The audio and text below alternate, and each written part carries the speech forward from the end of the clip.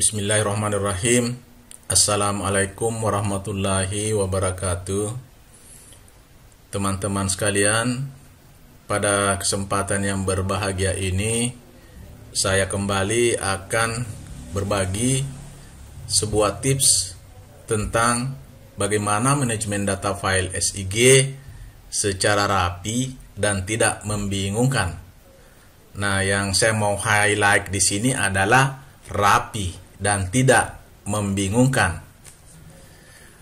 Teman-teman sekalian yang sering bekerja di bidang SIG pasti mengalami bagaimana banyaknya file-file yang harus kita kelola atau kita manage.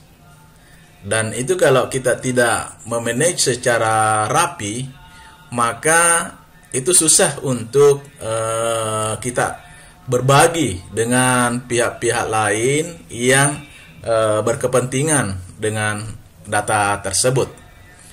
Kenapa demikian? Seperti kita tahu bahwa data SIG itu untuk satu jenis peta tematik saja itu terdiri dari beberapa file. Nah, di sini saya contohkan peta tematik terkait dengan batas kabupaten. Ini ada dua macam, sudah ada dua macam layernya, yaitu batas kabupaten sendiri dalam bentuk lain dan batas kabupaten dalam bentuk poligon. Nah, yang lain saja ada 8 jenis file. Yang poligon juga demikian, ada 8 jenis file. Di satu sisi, kalau kita membuat sebuah layout peta, itu bisa terdiri dari berbagai macam layer-layer atau tematik. Di sini saya contohkan yang ada di daftar table of content ini ada sekitar 19 layer atau 19 tema. Nah, kalau satu layer terdiri dari 8 file, maka untuk membangun sebuah layout itu kita melibatkan 152 file. Ini adalah saya kira sebuah angka yang cukup besar. Anda bisa saksikan di sini, ini adalah layout sebuah peta yang saya anggap cukup bagus dan memenuhi standar kaidah kartografis. Untuk bidang yang di tengah ini saja, peta utama itu ada 19 layer. Belum lagi yang insertnya ini, itu juga bisa terdiri dari 19 layer. Ini sudah 36. Kalau di sini juga kita gunakan sebuah frame insert untuk seluruh pulau, maka ini juga pasti membutuhkan lagi beberapa jenis layer peta. Nah, sehingga kita akan mengelola peta yang file-file yang jauh lebih banyak daripada apa yang saya sebutkan di sini. Nah, padahal jika tercecer satu file saja, maka layout tadi itu akan bermasalah. Paling tidak ada tema yang tidak ditampilkan dalam layout. Celakanya lagi, kalau kita simpan layout itu dalam sebuah project, maka project itu kan mengikat file berdasarkan folder pada saat project itu dibuat, ya kan? Sehingga apabila di-share ke folder lain atau ke hard disk eksternal, akan berpotensi menimbulkan masalah, di mana datanya tidak bisa ditampilkan karena akan mencari folder seperti pada saat proyek itu dibuat, ya kan? Saya kira kita ini banyak menemukan masalah-masalah seperti ini. Saya sendiri berulang-ulang mendapatkan masalah seperti ini. Apalagi kalau saya mendapatkan data dari orang lain. Sebenarnya di tips pertama yang saya buat di channel ini itu sudah membahas sebagian daripada persoalan yang dihadapi seperti ini, bagaimana solusinya. Namun saya akan membahas lebih jauh lagi pada kesempatan ini kepada teman-teman semua. Nah, jadi kita harus bisa merencanakan tempat penyimpanan data SIG. Yang pertama kita lakukan adalah membuat folder utama. Tentunya kita buat folder utama. Folder utamanya kalau saya di sini saya bikin namanya data SIG. Itu folder utamanya. Nah, di dalam folder utama ini kemudian kita bikin subfolder. Subfolder di sini saya bikin ada 8 subfolder. Mulai dari master. Yang kedua ini adalah edit dan analisis. Yang ketiga adalah folder fix data. Yang keempat project. Yang kelima JPG. Yang keenam MPK. Yang ketujuh Excel dan yang kedelapan dokumen. Nah, ini yang kita buat di dalam folder data SIG kita. Oke. Kemudian apa isi dari masing-masing folder tersebut? Nah, yang pertama yang saya mau bahas dulu, master. Folder master, di sini saya buatkan 2 subfolder lagi, yaitu raster dan vektor. Master ini adalah sebuah folder yang kita gunakan untuk menyimpan raw data. Raw data bisa kita dapatkan dari berbagai sumber. Misalkan, kita mendownload data dari Inagio Portal. Maka itu kita anggap sebagai raw data. Nah, kalau dia vektor, kita simpan di dalam folder vektor.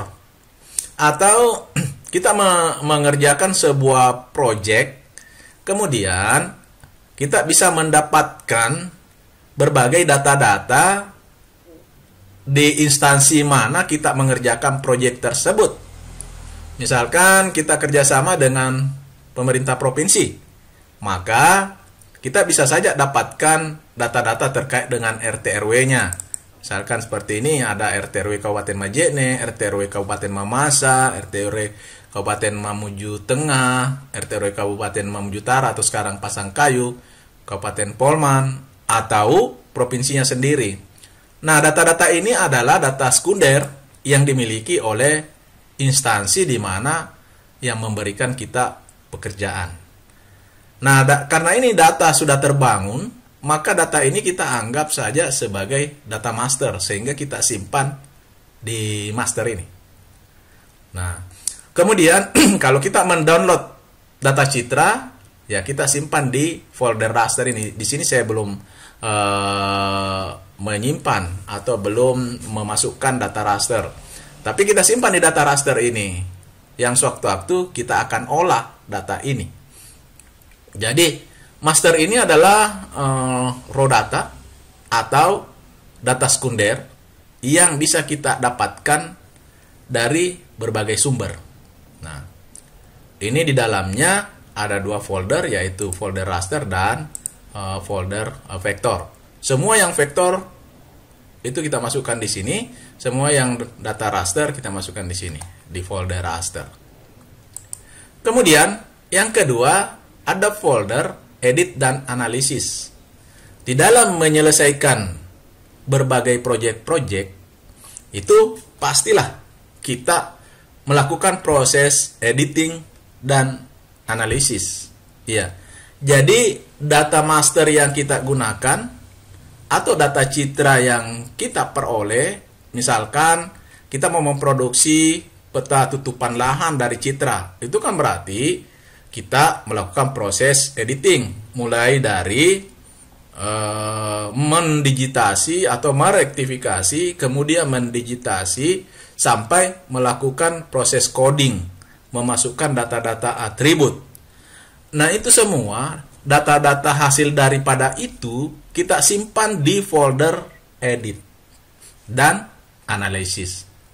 Kalau sewaktu-waktu kita membutuhkan proses analisis overlay misalkan, ya hasil overlay itu kita simpan di dalam folder edit dan analisis.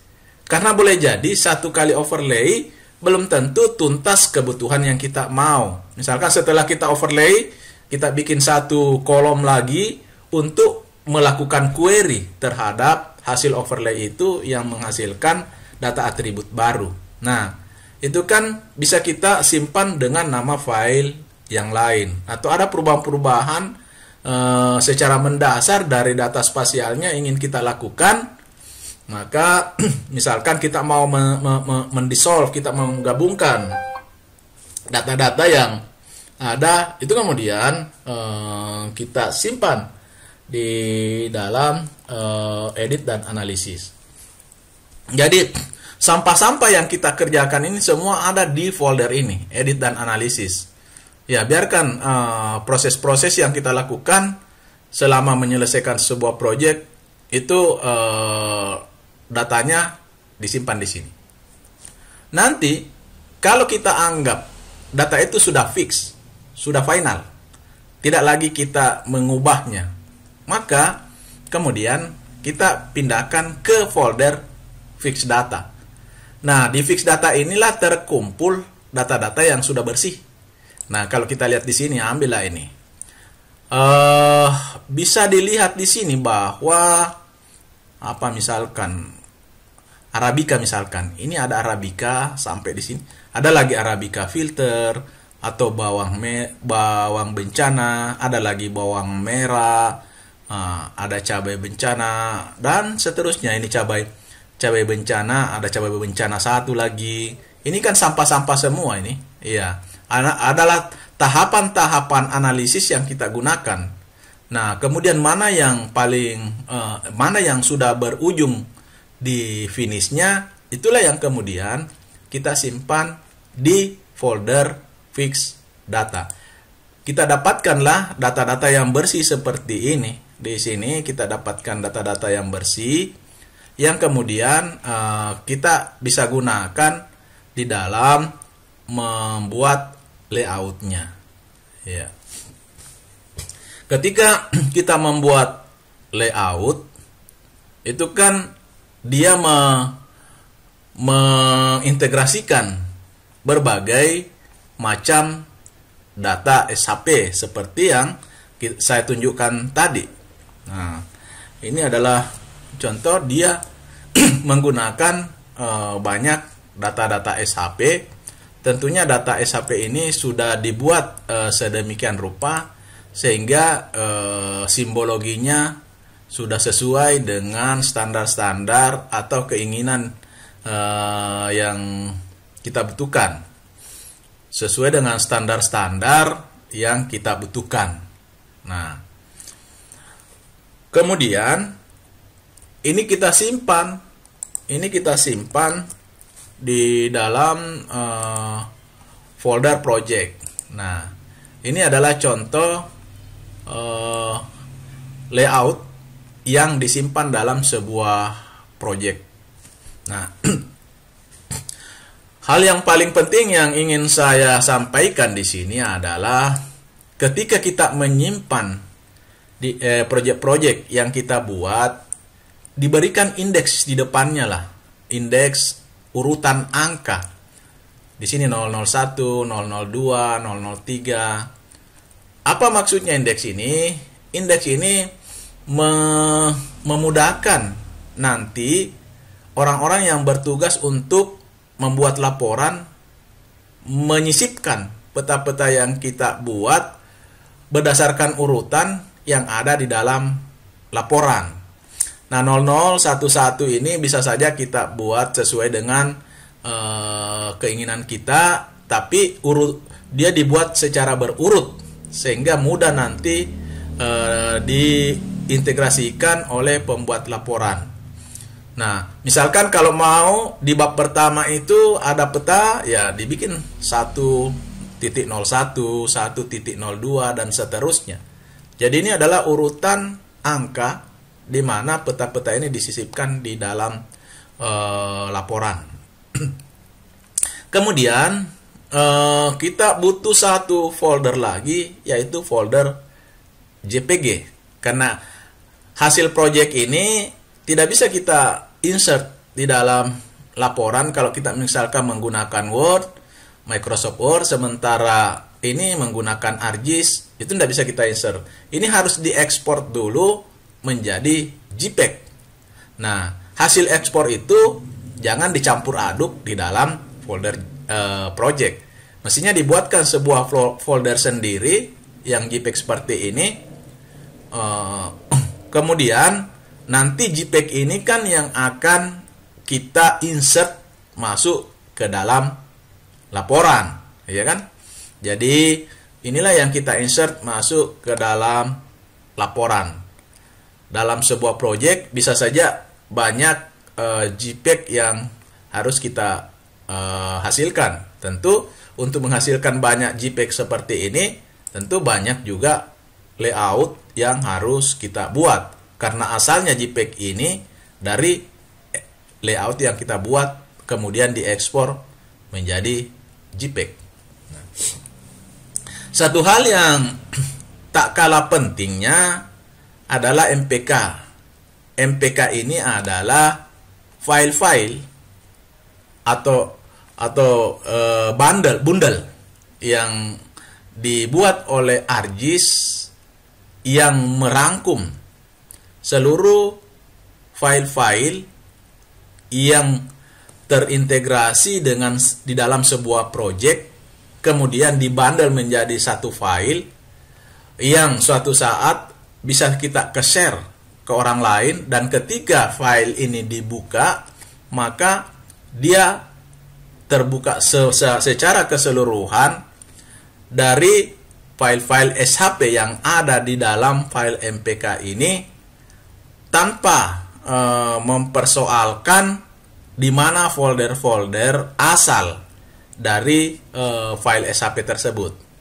Misalkan saya ambil contoh peta kemampuan lahan. Bagaimana cara membukanya? Kan cukup diklik 2 kali, maka dia otomatis akan membuka peta tersebut. Ya kan? Nah, ini dibuka di ArcGIS, kemudian yang dia buka itu adalah projectnya. Jadi ini adalah projectnya. Kita tidak melihat ada peta tematik di sini. Ada layer yang berwarna merah, ya kan? Tanda seru berwarna merah, artinya tidak dikenali foldernya. Ini semua dikenali foldernya. Jadi kita bisa men-share data tersebut secara aman ke pengguna yang lain tanpa kita harus menyertakan file-file SHP-nya. Itulah pentingnya kita membuat sebuah folder MPK. Ya. Kemudian jika sewaktu-waktu pemberi pekerjaan atau ketua tim dari proyek yang kita kerjakan ini meminta data-data SHP-nya dengan layout-nya, tidak usah diberikan yang lain. Kalau menurut saya sih, saya lebih simple, kita bagikan yang MPK-nya saja. Yang MPK-nya saja kita bagikan kepada para pengguna atau yang punya project. Kita berikan MPK-nya sudah aman, karena dia tidak perlu lagi direpotkan untuk mencari-cari file apa saja yang kita butuhkan. Tinggal lihat dari judul petanya, dia sudah tahu apa isinya kan. Nah, itulah pentingnya kita membuat file MPK dan kita mengorganisirnya di dalam sebuah folder. Nah, kopikanlah MPK ini kepada pengguna lain, tidak usah yang lain-lainnya. Oke. Kemudian ada satu hal lagi yang sering saya buat ketika mengerjakan sebuah project, yaitu sebuah folder Excel. Nah, folder Excel ini ada 2 subfoldernya lagi, yaitu export dan pivot. Export ini adalah file-file dalam bentuk tabular atau dalam bentuk Excel yang diekspor dari ArcMap ArcGIS. Ya, kan di ArcGIS itu ada fasilitas di sini di ArcToolbox-nya untuk mengekspor data dari SHP, tentunya DBF-nya, database-nya ke dalam Excel. Misalkan di sini ada conversion tools, kemudian di sini ada Excel, kemudian table to Excel. Jadi kalau kita pilih table to Excel, nanti apa yang kita pilih di sini, misalkan batas kecamatan, kemudian itu di-okekan, maka dia akan ini arahkan ke folder yang lain. Ini arahkan ke folder yang sudah kita buat tadi. Misalkan datasheet, arahkan ke Excel, arahkan ke ekspor.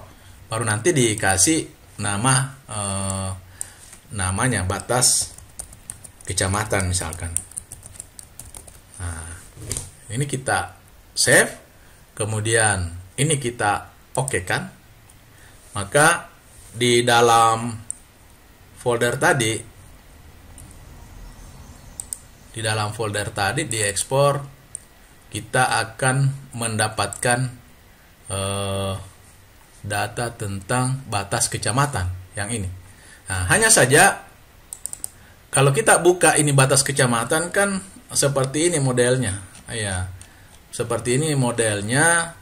Kadang-kadang ini perlu kita simplifikasi. Perlu kita buat dia menjadi simple sehingga nanti akan mudah untuk diinsert ke dalam laporan. Nah, cara yang paling mudah untuk mensimplifikasi tadi data tersebut yaitu dengan membuat pivotnya.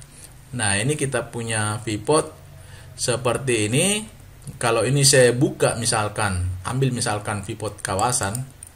Kalau kita buka kan kita akan dapatkan data seperti ini.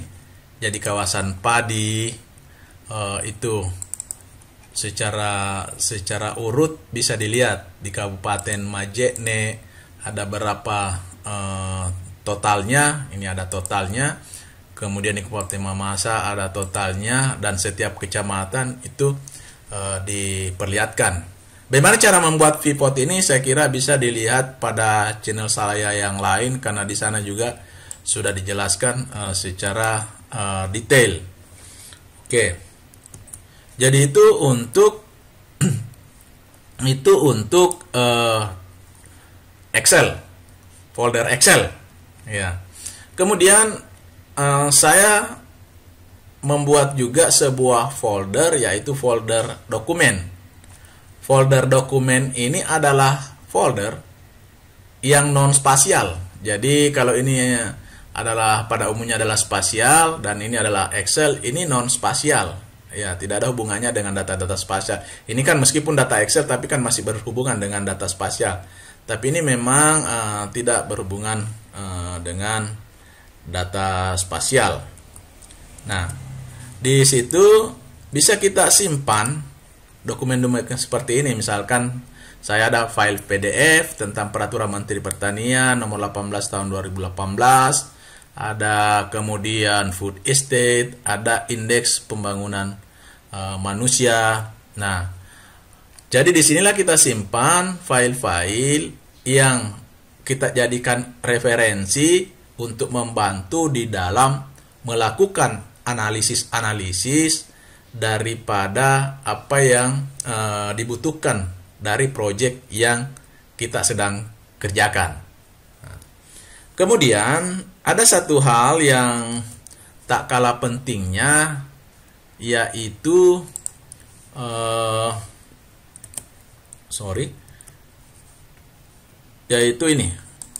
ini. Nah, kalau kita bekerja dengan proyek yang cukup besar, melibatkan peta-peta yang cukup banyak, sebaiknya dikontrol menggunakan tabel seperti ini. Ini adalah sebuah tabel yang saya sendiri coba buat-buat.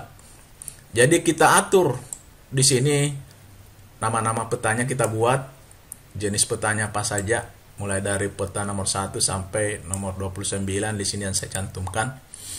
Dari mana kita lihat ini? Ini biasanya kita ketika mendesain laporan itu kita sudah ada ancar-ancar peta-peta apa yang harus masuk di laporan. Ini kemudian kita daftar. Nah, kemudian kita bikin kolom ini. Dari data-data ini yang mana sudah fix datanya. Nah, tadi kan ada edit, ada analisis spasial.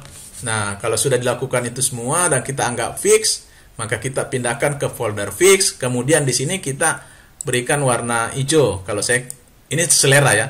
Ini saya kasih warna hijau. Kemudian kapan dia fix, itu kita kasih tanggalnya. Jadi semua ini kita anggap sudah fix, maka diberikan warna hijau dan diberikan tanggal. Kemudian kalau masih dalam proses, ada proses editing yang butuh waktu beberapa hari, maka kita kasih saja warna kuning, artinya ini barang sudah disentuh, sudah kita edit, hanya belum selesai, sudah kita analisis, hanya belum selesai. Nah, kita kasih warna kuning. Kalau yang belum disentuh sama sekali, ya dikasihlah warna merah seperti ini. Nah, selain dari fix tadi ada yang project yang sudah selesai, kita kasih warna hijau. Sebaiknya ini juga diberikan tanggal kapan selesainya, ya kan? Kapan selesainya diberikanlah tanggalnya di sini. Kemudian saya sangat menyarankan begitu file projectnya sudah disimpan, pada saatnya itu kemudian dibuat file MPK-nya. Ya, dibuatlah file MPK-nya. Nah, kemudian di data juga file-file MPK apa saja yang sudah dibuat dan mana yang belum. Nah, kalau dibutuhkan pivotnya juga diberikan tanda mana yang membutuhkan pivot. Boleh jadi ada di antara peta-peta di sini yang tidak membutuhkan pivot, ya diabaikan saja. Demikian juga JPEG-nya. Nah, kemudian ada lagi yang terakhir ini adalah peta-peta yang sudah kita share ke pembuat laporan. Jangan lupa ini dikasih juga tanda, karena seringkali ya kalau kita yang membuat laporan tidak ada masalah, tapi seringkali orang yang membuat peta berbeda dengan orang yang menyusun laporannya. Nah, dan kita seringkali dimintai secara berulang-ulang peta yang sesungguhnya kita sudah share ke pembuat laporan. Nah, supaya kita bisa memantau peta-peta apa saja yang kita sudah share ke pembuat laporan, ya diberilah tanda hijau yang sudah di-share, kemudian warna merah yang belum di-share. Nah, ini adalah langkah-langkah atau tips yang saya gunakan berdasarkan pengalaman saya kurang lebih 15 tahun bekerja di bidang SIG. Kira-kira inilah langkah-langkah yang efektif, bersih dan tidak membingungkan tentang bagaimana mengelola data-data geospasial atau data SIG. Jadi langkah-langkah ini perlu dipahami, terutama bagi teman-teman yang banyak bergerak di bidang pekerjaan yang menggunakan teknologi sistem informasi geografis. Tentu kepada para mahasiswa juga dari awal sudah paham bagaimana manajemen data file SIG secara rapi dan tidak membingungkan. Saya kira itu tips sederhana yang bisa saya sampaikan pada kesempatan ini. Saya akhiri. Assalamualaikum warahmatullahi wabarakatuh.